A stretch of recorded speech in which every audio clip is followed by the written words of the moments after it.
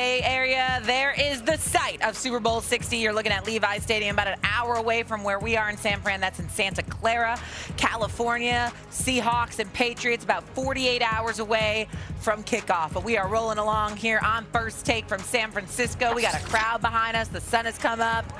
And it is a great day here as Sam Darnold has had a lot of time here to prove that he can do this after his first few stops in the NFL. His tenure with the Jets was a disaster. The Panthers did not quite pan out. But then he got a chance to learn from Kyle Shanahan as the Niners' backup quarterback. We saw flashes of greatness in Minnesota before his play kind of flamed out in the postseason. And now he's got his Seahawks in the Super Bowl in his first year with the team. Cam Newton's impressed. We only knew one Sam. Okay. And that's the only thing that he gave us the grade. Mm-hmm. But damn, Sam, where'd you find this? That was Samuel. Okay. That I seen. I said, goodness gracious, that boy is playing pizzazz. Yeah. That boy drank that Space Jam juice. Because he definitely got the juice. Right now. Lord have mercy. Yeah, well, we thought last year was a fluke. I thought it was a fluke. I'm going to speak for myself. But, man, because even this tweet says, the tweet goes, imagine telling Sam Darnold just 6 months ago off a 14-win season and 37 touchdown passes. Nah, bud, we don't want you back. We're going to go with J.J. McCarthy as our starter. That actually happened, all right? Them Vikings chose J.J. You chose Sam. that over this? Oh, man. Man, listen, bro. The greatest revenge is success. To Mike McDonald's point, a lot of people are eating crow. Peggy ain't gonna lie to you. All right, a lot of people in Minnesota are eating crow for sure. If Sam Darnold wins the Super Bowl, will we consider him elite? Cam Newton says he is playing possessed. What do you think? This for me? Yep. Hell no. What you mean, elite? Elite is reserved for the dude that just walked out of here. That's elite. Like whatever your definition is. Like I've had to become a better person through my therapist for not thinking that everybody thinks, when things should be obvious. Yeah. When I think things should be obvious, that everybody else should. You probably should get a discount because it really ain't been working. No, it hasn't. But again, but she keeps me grounded. Here's the thing, man. Like I think because we so inundated with clips of sports, and we always see it, it's a great story to tell. No, it's one MJ. It's one Braun. It's one Wayne Gretzky. It's one Deion Sanders. Like, these are when I think elite, Bo Jackson was elite. Like, there's a difference when those guys are doing what they do as opposed to everybody else. So I don't tag that moniker to Sam Darnold. It's just that simple. When you give the words elite or great, to me, that's an upper echelon tier that only is reserved for a few people that's ever done things. But you're mentioning players that don't play anymore. Are there elite quarterbacks that maybe he could surpass, or very good quarterbacks he could surpass that are currently playing? He's not gonna pass Patrick Mahomes. He's not gonna pass Josh Allen. He's not gonna pass Matthew Stafford. Like that. Those are guys that are going to be in that elite conversation when it's all said and done that are currently playing. He's not going to pass Lamar Jackson based on a win in the Super Bowl. So, again, like the overall accomplishment will pass all of those guys that haven't won one. But ultimately, when I think about elite, I think about the individual and what he brings. I think, too, what we have to understand, especially as people are hearing this discussion take place, you're not hating. No, you're not bitter. You're not in a position of, hey, why would you say it like that? Why would you tear another person down? The reality is this. When you start to mention elite play or to say this person isn't elite, that's not a shot to say he's a bad player either. No, not at all. I think when you start to really unpack Sam Darnold, this isn't even the best version of Sam Darnold.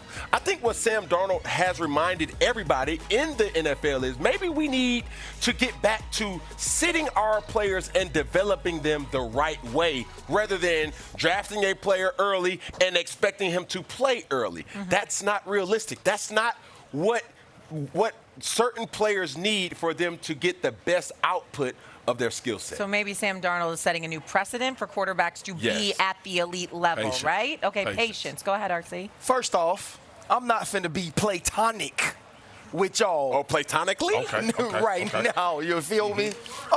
Like, let's keep it real. Sam Darnold is playing at an extremely high level. Sam Darnold has been a 2-time Pro Bowler for the Minnesota Vikings last year and now for the Seattle Seahawks. Sam Darnold is nowhere near the elite conversation, but you don't have to be elite to be good enough for the team and the organization that you play for to win Super Bowls. Eli Manning was never an elite quarterback. Eli Manning won 2 Super Bowls because he was in a great situation. He had the right support system. He had an excellent head coach. He had a top-tier defense. That's exactly what's happening for Sam Darnold. We had this conversation last year. Sam Darnold may go out and have a crazy Super Bowl. You know who had 2 phenomenal Super Bowls that nobody ever says is elite? Jalen Hurts. Yep. Jalen Hurts didn't just have a phenomenal Super Bowl and play well against a team. He had a phenomenal Super Bowl, outplayed the best player in the world, and we were still having conversations in the offseason if he was even top 10. Yeah. He's been an All-Pro. He was a second-team All-Pro. He was a Super Bowl MVP, and still nobody has that conversation.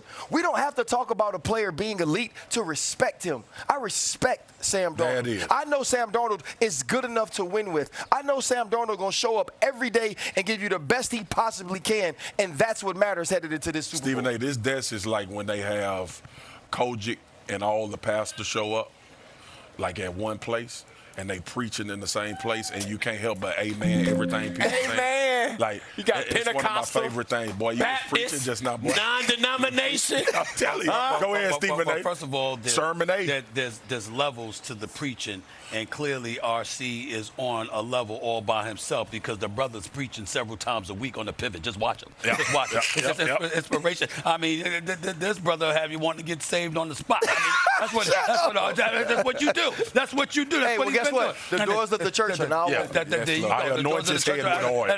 Absolutely. Here's the deal. Nothing y'all said was wrong, but it doesn't mean that it doesn't provoke a conversation. Obviously, you respect Sam Darnold, all right? You respect what he's done, etc. You get that part. Here's where it gets interesting.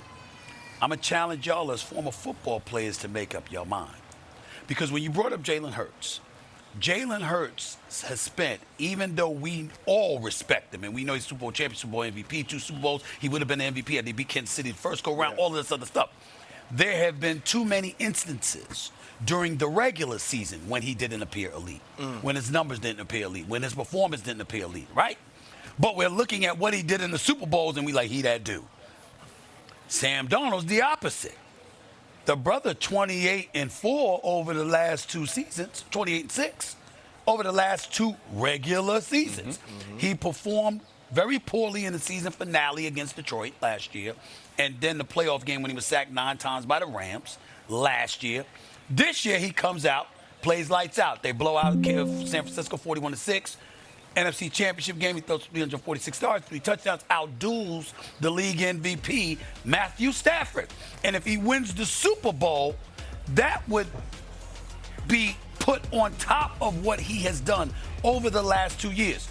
So as a pundit and a commentator who didn't play, I'm looking at pundits and commentators who did play, and I'm saying to y'all, I'm asking y'all, what's the standard when we're talking about elite? Because usually y'all would lean to a body of work that obviously includes the regular season. And now with Sam Darnold, we're not necessarily. Okay, well, here is all I'm going to say because I love that you used Jalen Hurts and you used Sam Darnold's record for his team in the last 2 years. Sure. Jalen Hurts in the last 4, 11-6, 14-3, 11-6, 14-3, 2 Super Bowl appearances, and phenomenal play. So if we are going to use him as the standard, we also have to look at regular season play and say that until week 16, we were questioning Sam Darnold still. Right. Yeah.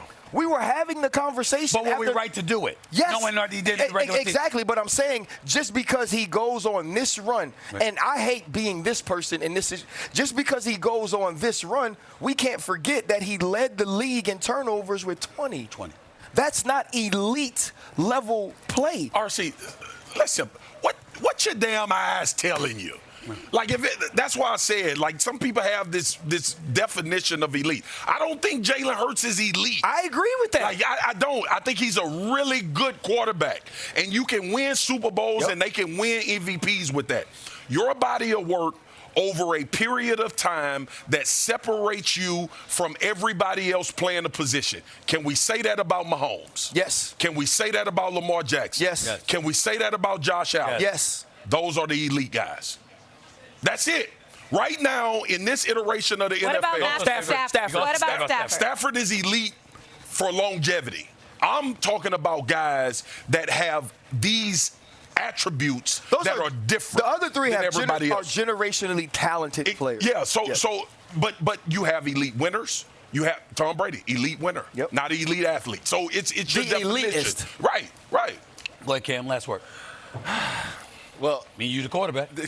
but when I say certain things, it just has a different kind of reaction to how people receive it. What I would say about Matthew Stafford has always been elite. He just didn't have the winning resume to back that. Now, an MVP, now Super Bowl winner, now he's propelled himself in. He's elite. And Matthew Stafford's elite quarterback. But not just elite, an all-time great that we have to start But to he also consider. had trouble with turning the ball over sometimes. So he did. He's corrected those issues. That's why I said longevity has created that for him. For sure, because even when you look at Matthew Stafford, the one thing that sticks out is he's always had elite receivers, too. He played with the greatest receiver in Megatron. He's had a Devontae Adams, a Puka Nacua, a Cooper Kupp. These guys have always been at his disposal. So at the same time, he still held his own with being able to distribute the football at a high level. Yes. Okay, we got to go. Coming up here on Our bad, Kwaku. Drake Mays, that's our producer. Drake Mays' success or struggles seems like an enormous factor in Super Bowl 60. So how does